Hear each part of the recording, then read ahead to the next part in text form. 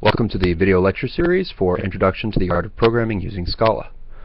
This is probably the only video in which you will actually see me.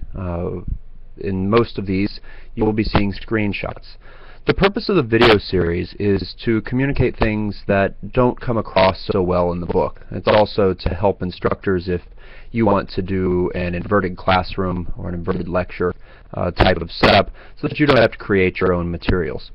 So one of the things about programming is that programming is very nonlinear. It's very dynamic. So when you sit down to write a program, you very rarely write from the first line to the last line in order.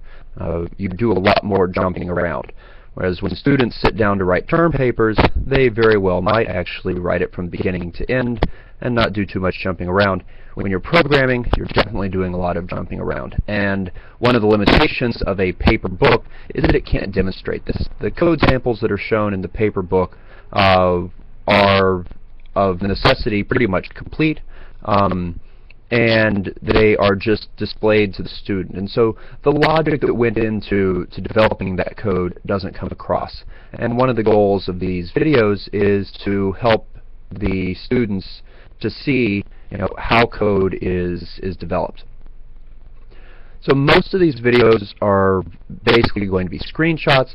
I talk about concepts, but a lot of the goal is to show you the actual writing of Scala code.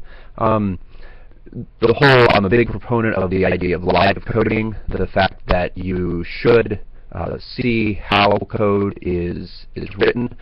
Going along with that, these videos are not rehearsed. One of the things that's going to happen every so often is that there will be a mistake. And I leave those in because I think that is absolutely critical for students, because the reality is students are going to make mistakes too. If you're just learning a new programming language, or if you're just learning how to program for the first time, you are going to mess a lot of things up. Probably a lot more than I do in the videos, but I still try to leave in errors that I come across. Sometimes I will intentionally throw in errors because you need to see what that looks like and how to deal with it. So I hope you enjoy the video lecture series and the book, and enjoy the programming in Scala. It's a wonderful language and a lot of fun.